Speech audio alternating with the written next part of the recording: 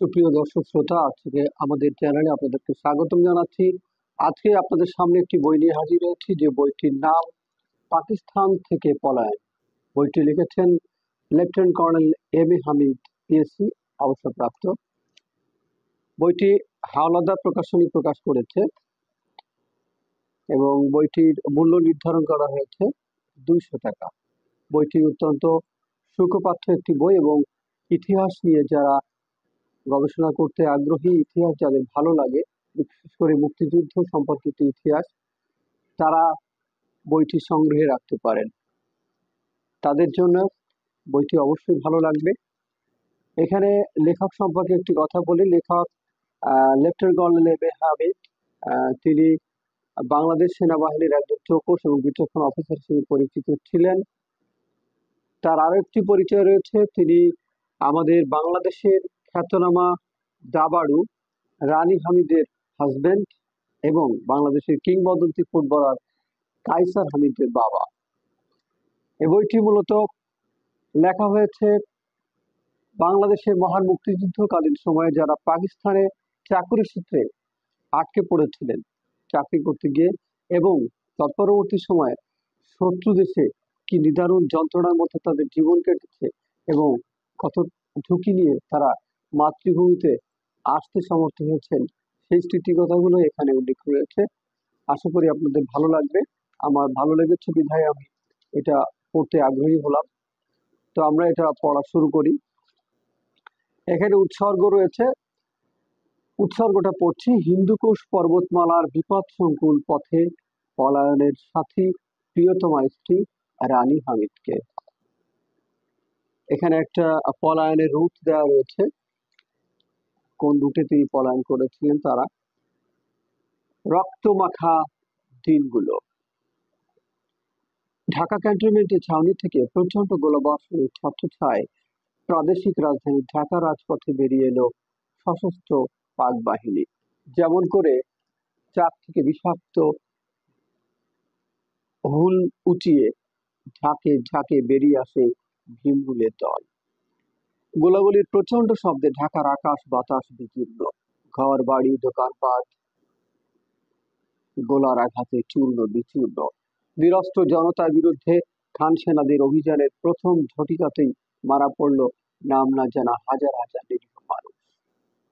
রাস্তাঘাটে অলিতে গলিতে চারিদিকে সবে সবে একাকার।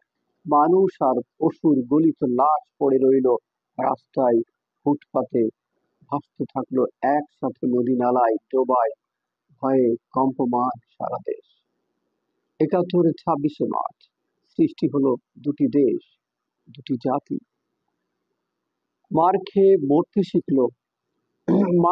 মারতে শিখলো ভেত বাঙালি। এবার তাদের প্রতিশোধ নেবার পালা। শুরু হলো প্রতিরোধ যুদ্ধ, মুক্তি সংগ্রাম, সুদীর্ঘ স্বাধীনতার সংগ্রাম। ওদিকে ২০০০ মাইল দূরে পাক ভূখণ্ডে আটকে পড়লো কয়েক লক্ষ বাঙালি সামরিক বেসামরিক পরিবার পরিজন। ঢাকা লাহোর পূর্ব পশ্চিমে ভূখণ্ডের যোগাযোগ বিচ্ছিন্ন। পাকিস্তানি প্লেনে ভারতের উপর দিয়ে উঠতে মানা, বন্ধ হলো আনাগোনা। চিঠিপত্র আদান প্রদান সব বন্ধ। প্রিয়জনদের খোঁজ খবর না পেয়ে বাঙালিরা অস্থির। এভাবে দেখতে দেখতে পশ্চিম পাকিস্তানে অবস্থিত লক্ষ লক্ষ বাঙালির ভাগ্যাকাশে নেমে এলো চরম দুর্দিন এবং অন্ধকার অনিশ্চিত ভবিষ্যৎ। বাঙ্গাল মুলুকে মুক্তি সংগ্রাম তীব্র আকার ধারণ করে। শুরু হয় প্রতিরোধ যুদ্ধ। বিচ্ছুরা মার খেয়ে শিয়ানা হয়ে উঠেছে। এবার তারা হুল ফোটাতে শুরু করেছে। হাটে ঘাটে পথে প্রান্তরে সর্বত্র খান সেনাদের উপর চলল বিরামহীন আক্রমণ। গোসায় ফোঁস ফোঁস করে পাক সামরিক জান্তার কমান্ডাররা। বিচ্ছুদের ঠান্ডা করতে ইয়াহিয়া খান বাংলার মুলুকে পাঠায় টিক্কা খান আর আবদুল্লাহ খান নিয়াজিকে। পাঠায় প্লেন ভর্তি সৈন্য সামন্ত লোক লস্কর। এটা ইজ্জতের লড়াই। কমজোর বাঙালিদের কাছে মার্শাল জাত পাঠান পাঞ্জাবি ফোর্স মার খাবে, এটা হতেই পারে না। এরপর রয়েছে দুই দোস্ত ইয়াহিয়া খান ও আব্দুল হামিদ খান। ইসলামাবাদের প্রেসিডেন্ট হাউস রোজগার সান্ধ্যকালীন স্টেশনে বসেছিলেন দুই দোস্ত, জেনারেল ইয়াহিয়া খান আর জেনারেল আব্দুল হামিদ খান। দুজনের মাঝে বহুদিনের গলায় গলায় দোস্তি। আজ একজন দেশের প্রেসিডেন্ট, অন্যজন তারই সিপাহসালার অর্থাৎ চিফ অফ স্টাফ। দেশের পূর্বাঞ্চলে হিংসার আগুন জ্বলছে দাও দাও করে। বাঙালিদের শায়েস্তা করতে খান সেনারা ট্যাঙ্ক, কামান, বন্দুক, মেশিন গান সবই ব্যবহার করছে। ধ্বংস হচ্ছে গ্রামের পর গ্রাম, নগর, বন্দর, জনপদ। মৃত্যুর কোলে ঢলে পড়ছে হাজার হাজার নিরীহ মানুষ। এসব মামুলি ব্যাপার, এসব তুচ্ছ ব্যাপার নিয়ে কথা বলবার বা মাথা ঘামাবার সময় নেই জেনারেলদের। রোজ সন্ধ্যায় তাদের হুইস্কির সেশন বসা চাই। হুইস্কির গ্লাসে চুমুক দিতে দিতে ইয়াহিয়া খান রাগত স্বরে জিজ্ঞেস করে সিপাহসালার আব্দুল হামিদ খানকে, আবে হামিদ, क्या हो गया बंगाल मुल्क में? साला चीका खा अभी तक बिच्छू लगे को ठंडा नहीं करेगा। নেশার ঘরে সিপাহসালার ঢেউ ছিলেন। এক ঢোক দারু পানি গিলে নিয়ে সান্ত্বনার স্বরে জবাব দেয়, अरे भाई सब ठीक हो जाएगा, नियाजी के ढाका जाना देगा, टाइगर सब कुछ ঠান্ডা कर देगा। জেনারেল আব্দুল হামিদ খানের পাশে ওই দিন বসেছিল আব্দুল্লাহ খান নিয়াজি, যাকে সুবে বাংলার নতুন কমান্ডার নিযুক্ত করে ঢাকায় পাঠানো হচ্ছিল। গলা খাটিয়ে বাহাদুর নিয়াজি বলে উঠল, হুজুর, हमको 1 मास टाइम दो, हम सब बिच्छू को खत्म कर देगा। ক্ষণিকের জন্য ইয়াহিয়া খান খুশি হয়ে ওঠে। তার পিঠ চাপড়ে বলে, शाबाश नियाजी, तुम खास टाइगर का बच्चा है, तुम ডাবল হুইস্কি মারো।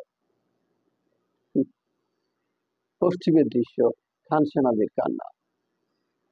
দিন গড়িয়ে যায়, কিন্তু বাঙাল মুলুকে বিচ্ছুরা কিছুতেই কাবু হয় না। সব দিকে শ্বাসরুদ্ধকর অবস্থা। মুক্তিযুদ্ধে প্রতিদিন মারা পড়ছে শত শত পাঠান, পাঞ্জাবি, খান সেনা। আহত নিহত সৈনিকেরা প্লেন ভর্তি হয়ে ফিরে আসছে লাশ হয়ে।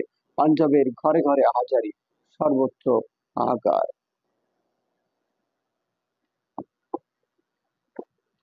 জিদ চড়ে যায় পাক সামরিক গোষ্ঠীর। চিকা খান আর নিয়াজির সাহায্যে পাঠানো হয় হাজার হাজার নতুন খান সেনা। তাদের পাঠানো ফরমান জারি করে জোর জবরদস্তি করে ঘর থেকে ধরে এনে বিচ্ছুদের বিষাক্ত ছোবলের খবর পেয়ে কেউ যেতে চাচ্ছে না বাঙালি মুলুকে। তবু তাদের জোর করে ধরে পাঠানো হচ্ছে। পাক সেনাদের স্ত্রী, পুত্র, কন্যাদের কান্নায় লাহোর, করাচি রেল স্টেশনগুলোতে প্রতিদিন সৃষ্টি হচ্ছিল হৃদয় বিদারক বেদনাদায়ক দৃশ্য। বাঙাল মুলুকে যাত্রা মানেই মৃত্যু পথের যাত্রী। পরিবার পরিজনদের উঠাই শেষ বিদায় দিতে এসে এত মরা কান্না। বিচ্ছুদের ভয়ে খান সেনারা এমন ভাবে হাউমাউ করে কাঁদে, এসব খবর বাংলাদেশে মুক্তি সেনারা তখন জানতে পারলে কি মজায় না পেত তারা। সংগ্রাম দুর্বার গতিতে এগিয়ে চলে, রক্তক্ষয়ী মুক্তি সংগ্রাম। ঢাকার অলিতে গলিতে ফাটছে বোমা, বিচ্ছুরা দারুণ জ্বালাতন করছে। খান সেনাদের প্রাণহানি ঘটছে দেদারসে। পাঞ্জাবের ঘরে ঘরে কান্নার রোল, রক্তাক্ত বাংলাদেশ। অন্যদিকে চরম উত্তপ্ত পরিস্থিতির মধ্যে বসবাস করছিল পাকিস্তানে অবস্থিত বাঙালিরা। পশ্চিম পাঞ্জাবি পাঠানদের প্রতিবেশী হয়ে কি যে ভয়াবহ সেই দিনগুলি। অসহায় বাঙালিরা কিংকর্তব্য বিমূঢ়। তারা নিজেদের মধ্যে কথা বলতেও ভয় পায়। দেয়ালেরও কান রয়েছে। যদি ওরা দেখে, বলে ষড়যন্ত্র, তাই গোপনে চলে কথাবার্তা, সলা পরামর্শ, খবরের আদান প্রদান। হতাশার দিনগুলো কাটেই না যেন। বিবিসির খবর দিচ্ছে, বিচ্ছুরা সর্বত্র হুল ফুটিয়ে চলেছে, খান সেনারা বিপর্যস্ত। এসব খবর শুনে গোপনে বাঙালিরা আনন্দ উৎফুল্ল হয়ে ওঠে। পরক্ষণে আবার পাক রেডিও ঘোষণা দেয় বাহাদুর খান সেনাদের সর্বত্র সফল অভিযান। আর দুষ্কৃতিকারী মুক্তিযোদ্ধাদের হত্যাও নির্ধারণযোগ্য। তখন দুমড়ে মুচড়ে পড়ে সবাই। কোনটা সত্য, কোনটা মিথ্যা বুঝে ওঠা কঠিন হয়ে পড়ে। সব যোগাযোগ বন্ধ। সবাই আল্লাহকে ডাকতে থাকে, নামাজ পড়ে আর মোনাজাত করে। মনে হয় দীর্ঘ এক মুক্তি সংগ্রামে লিপ্ত বাঙালি জাতি। ফলাফলের কোনো নিশ্চয়তা নেই। হতে পারে এটা শতবর্ষের যুদ্ধ। খুব জুলফিকার আলী ভুট্টোর ভাষায়, লড়েঙ্গে হাম হাজার সাল। দিশেহারা বাঙালিদের গুনে গুনে এক একটি দিন শেষ হয় যেন এক একটি মাস। দুঃখের দিন দীর্ঘই মনে হয়। বড়ই করুণ অবস্থা। রাস্তায় বেরুলে অপমান। লাহোর, পিন্ডি, করাচি, ইসলামাবাদে প্রকাশ্যে রাস্তায় লাঞ্ছিত হচ্ছে বহু বাঙালি। পরিবার পরিজন নিয়ে সবাই উদ্বিগ্ন। প্রতিশোধ নিতে যে কোনো সময় এখানে বাঙালি নিধন অভিযান শুরু হয়ে যেতে পারে। ঢাকার পতন, নিয়াজির আত্মসমর্পণ, ডিসেম্বর 1971 সাল। যুদ্ধ হয়ে ওঠে তীব্র থেকে তীব্রতর। অবশেষে বাঙালিদের মুক্তি সংগ্রামকে কেন্দ্র করে শুরু হয়ে গেল পাক ভারত রক্তক্ষয়ী যুদ্ধ। জলে, স্থলে, অন্তরিক্ষে উভয় পক্ষের বিপুল বিক্রমের আক্রমণ। উত্তপ্ত হয়ে উঠল পূর্ব পশ্চিম রণাঙ্গন। সীমান্তের দিকে এগিয়ে চলে সশস্ত্র পাক বাহিনী। পাকিস্তানের রাস্তায় রাস্তায় আবাল বৃদ্ধ বনিতা, তারা চিৎকার করে হাতছানি দিয়ে উৎসাহ দেয় আগুয়ান সৈন্যদের। গলা ফাটিয়ে স্লোগান দেয়, দিল্লি চলো, দিল্লি চলো, লাল কেল্লা দখল করো। তারা মাথা কুটে মরে। আমাদের হাতিয়ার দাও, বন্দুক দাও, আমরাও লড়বো, শহীদ হব, হাম লড়েঙ্গে ইয়া মরেঙ্গে। হায় রে বিক্ষুব্ধ জনতা, নিরস্ত্র জনগণ, তোমরা চিল্লালে কিভাবে? লড়াই লড়ছে মর্দ জওয়ানরা, দুশ্মন মারবে সৈন্যরা। নিরস্ত্র জনতার লম্ফঝম্প আর চিৎকার ধ্বনিতে কি বা আসে যায়? যুদ্ধের এক সপ্তাহ যেতে না যেতেই বোঝা গেল পূর্ব পশ্চিম উভয় রণাঙ্গনে পাক বাহিনী বিপর্যস্ত। তারা এখন নিজেদের ঘর সামলাতেই ব্যস্ত।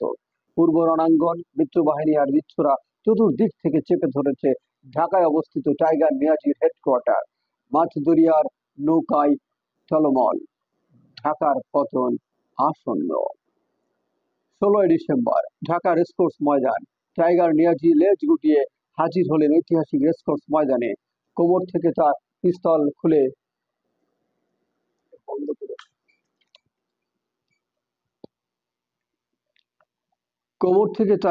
খুলে তাজা গুলি বের করে হাতিয়ার ঠেলে দিলেন মিত্রবাহিনীর কমান্ডারের কাছে।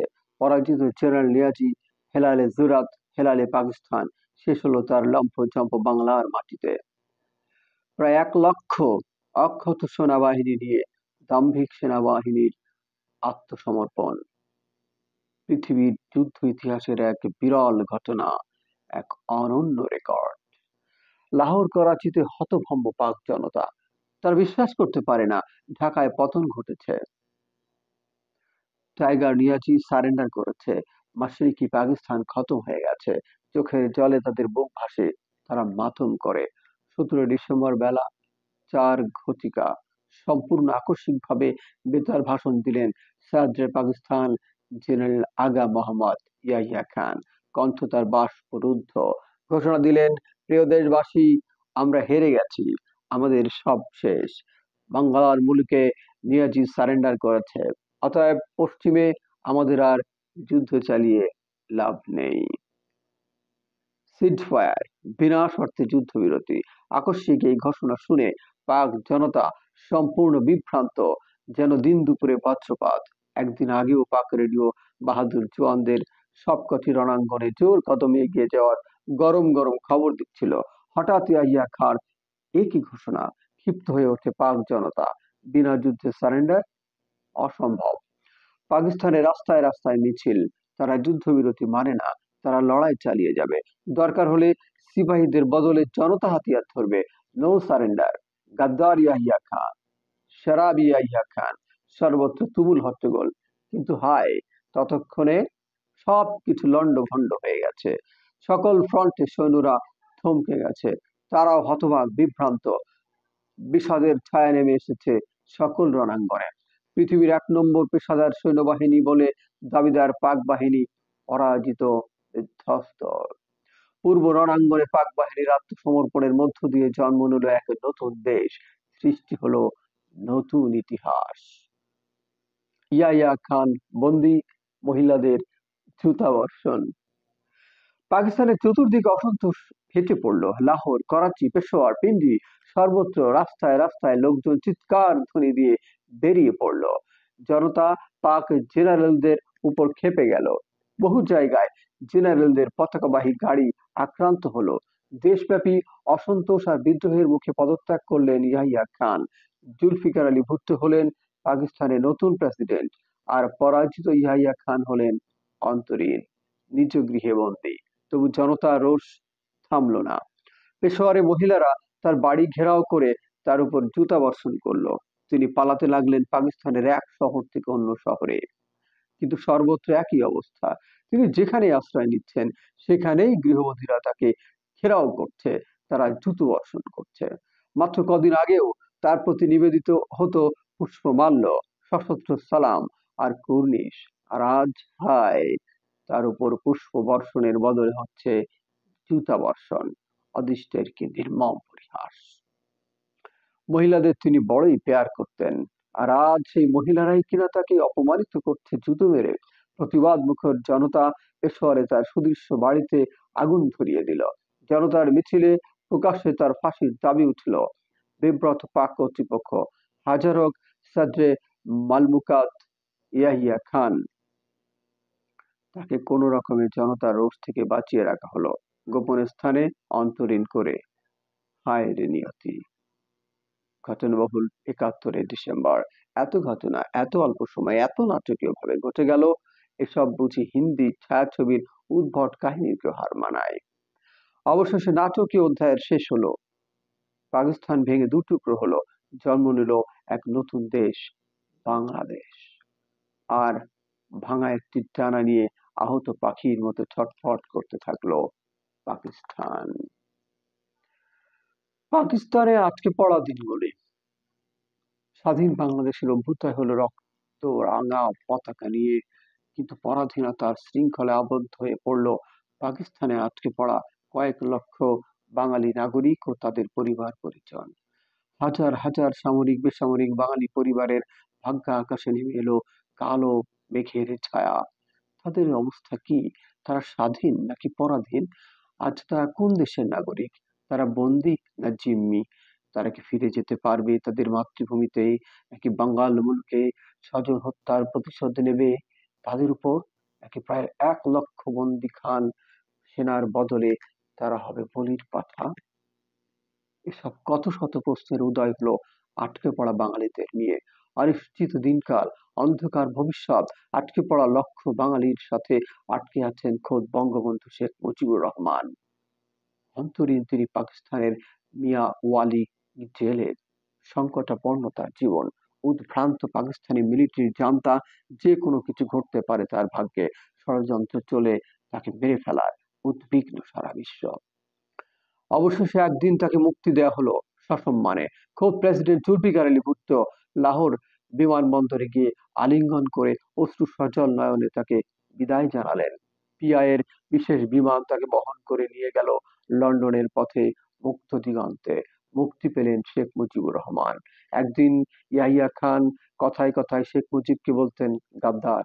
আজ সেই মুজিব হলেন হিরো, আর জনগণের কাছে ইয়াহিয়া খানই চিহ্নিত হলেন প্রকৃত গাদ্দার রূপে।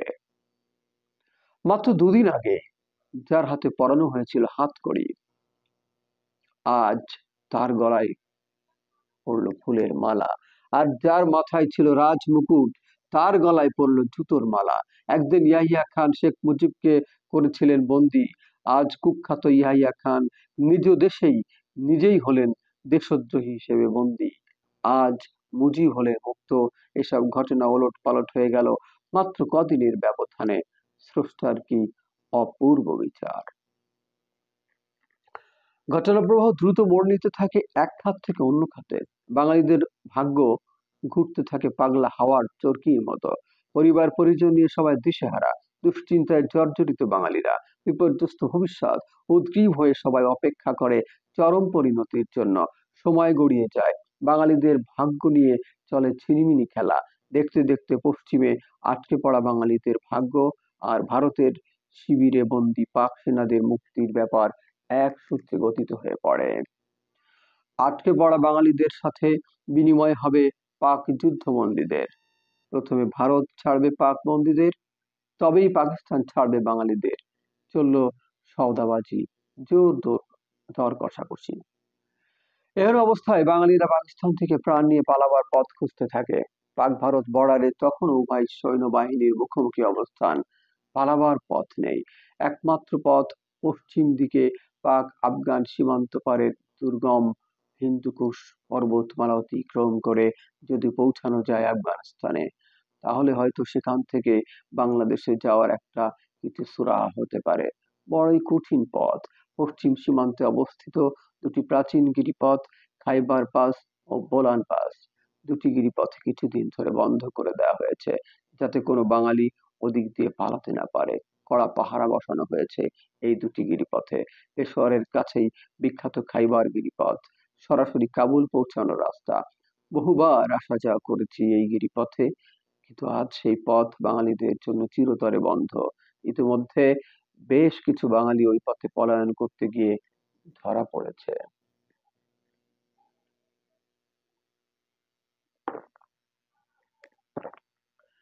পেশোয়ারের বন্দি শিবির।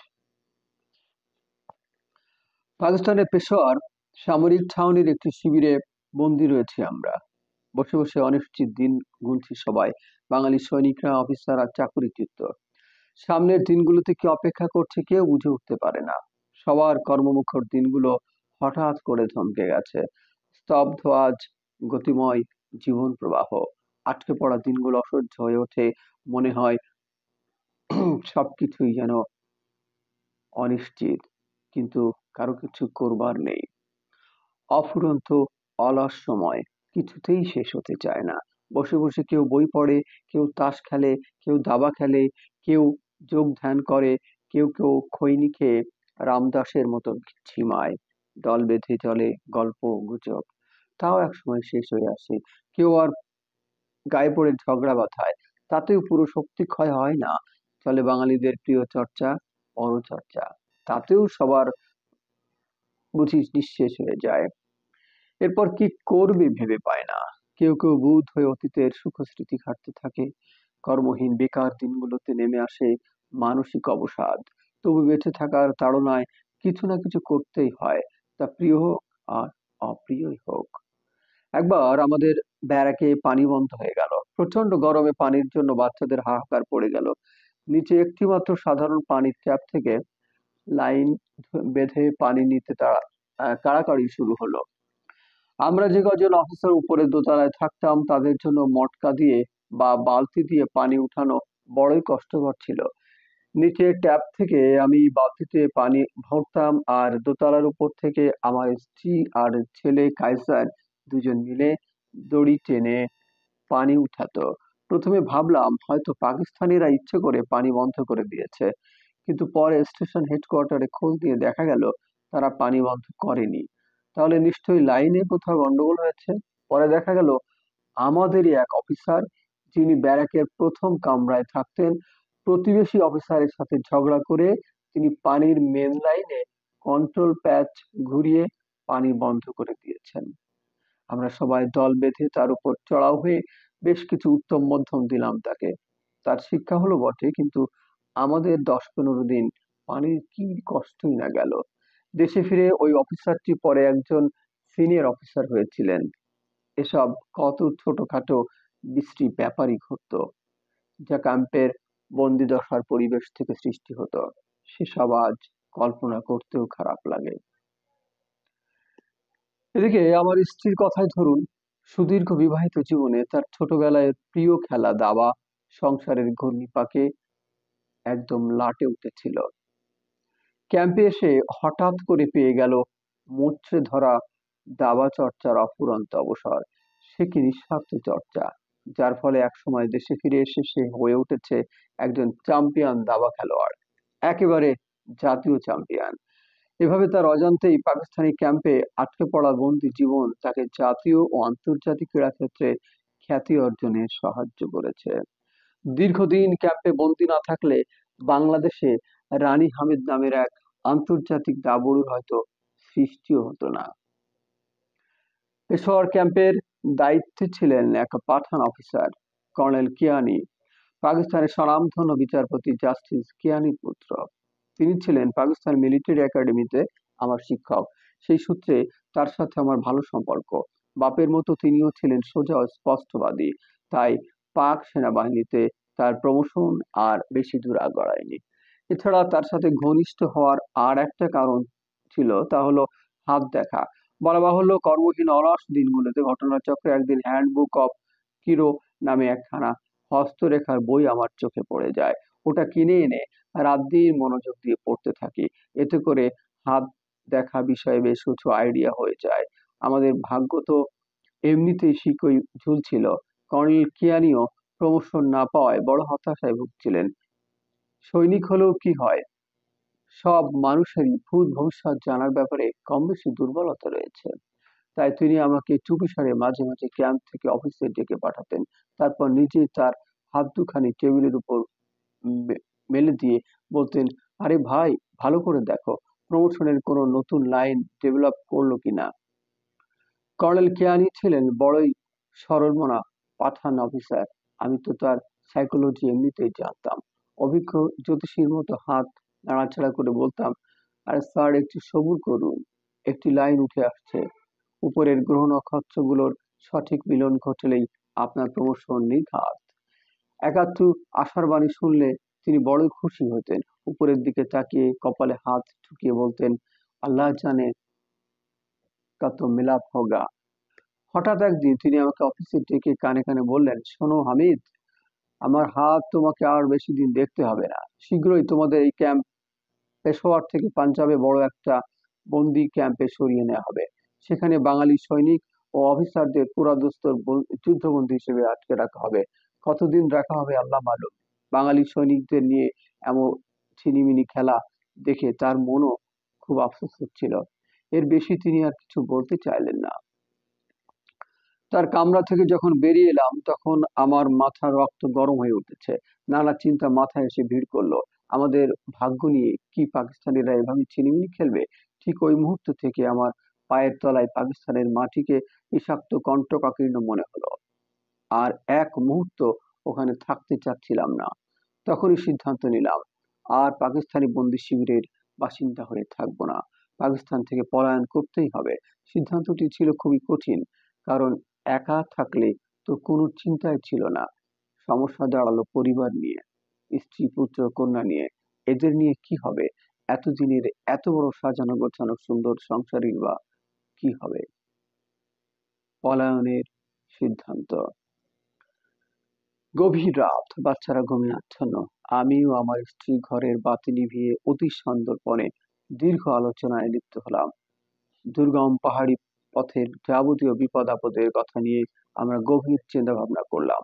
বন্দির জীবন রানীরও ভালো লাগছিল না। অবশ্য সবারই একই অবস্থা, কিন্তু মুক্তির পথ কোথায়? সমস্যা ছিল বাচ্চাদের নিয়ে। কায়সার তখন ছোট হলেও সে ছিল বেশ শক্ত সামর্থ্য। ছোটাছুটি আর দুষ্টুমিতে ছোটবেলা থেকে সে সবার উপরে। তাকে সামলাতে সারাক্ষণই প্রায় আমাকে ব্যস্ত থাকতে হতো। তবে সে পাহাড়ে হাঁটতে পারবে এই ভরসা আমার ছিল। ১.৫ বছরের ছোট ছিল সোহেল। মোটামুটি হাঁটতে পারবে বলে ধরে নিলাম। সমস্যা দাঁড়ালো ছোট ছেলে ববি আর সবার ছোট মেয়ে মিতাকে নিয়ে। ঠিক হলো ববি তার আর মিতাকে আমরা দুজন পালা করে কাঁধে ও কোলে নিয়ে চলবো। তবে আমি বললাম, পাহাড়ি অঞ্চলে গাধা পাওয়া যায়, হয়তো চেষ্টা করে গাধা বা খচ্চরের ব্যবস্থা করা যেতে পারে। আরো বললাম, আমি ববিকে কাঁধে নিয়ে হাঁটতে পারবো। মিলিটারি একাডেমিতে ট্রেনিং এর সময় সহকর্মীদের ২-৩টি রাইফেল নিয়ে পাহাড়ে ছোটার অভ্যাস আমার রয়েছে। রানী বলল, তুমি যদি ববিকে কাঁধে নিয়ে চলতে পারো তাহলে আমি কেন মিতাকে কোলে নিয়ে চলতে পারবো না? ব্যাস, সমস্যার সমাধান হয়ে গেল। তাকে এবার শেষমেশ স্পষ্টভাবে জিজ্ঞেস করলাম, গিন্নি, সবকিছু তো শুনলে, এবার বলো পালাতে রাজি আছো কিনা? দৃঢ় কণ্ঠে সে সম্মতি দিল, হ্যাঁ রাজি। আমরা হাত মেলালাম। ব্যাস, যেই কথা সেই কাজ। পরদিন থেকে আমার গোপন প্ল্যান শুরু হয়ে গেল। আমি পালিয়ে যাবার বিভিন্ন পথ পরীক্ষা করতে লাগলাম। আর সেই সাথে আমার স্ত্রী শুরু করে দিলেন তার সাথের সংসার গুটিয়ে নেওয়ার কাজ। আমি চুপিসারে খুঁজতে লাগলাম একজন বিশ্বস্ত পাঠান গাইড। কারণ গাইড ছাড়া দুর্গম পাহাড়ি অঞ্চল অতিক্রম করা অসম্ভব। ১০ বছরের স্তরে স্তরে গড়ে ওঠা আমাদের সাজানো গোছানো সংসার, এর মধ্যে রয়েছে নতুন ফ্রিজ, নতুন গাড়ি, নতুন television, radio, tape recorder, record player, কাঠের আসবাবপত্র, তৈজসপত্র, বিভিন্ন বৈদ্যুতিক জিনিসপত্র, গোটা পরিবারের কাপড় চোপড়, লকড় ঝকড়, কত কিছু। গোপনে কিছু কিছু জিনিসপত্র পানির দামে বিক্রি করে দেওয়া হলো। বড়ই কষ্ট হচ্ছিল নিজ হাতে গড়ে তোলা আমাদের সংসার ভেঙে দিতে। কারণ এগুলোর মধ্যে ছিল অনেক স্মৃতি জড়িত জিনিসপত্র। নিরাপত্তার খাতিরে বেশি কিছু বিক্রি করাও সম্ভব ছিল না, কারণ এতে আমাদের আসল উদ্দেশ্য ফাঁস হয়ে যাওয়ার সম্ভাবনা ছিল। এটা ছিল প্রথম পর্ব। পরবর্তী অংশ দ্বিতীয় পর্বে।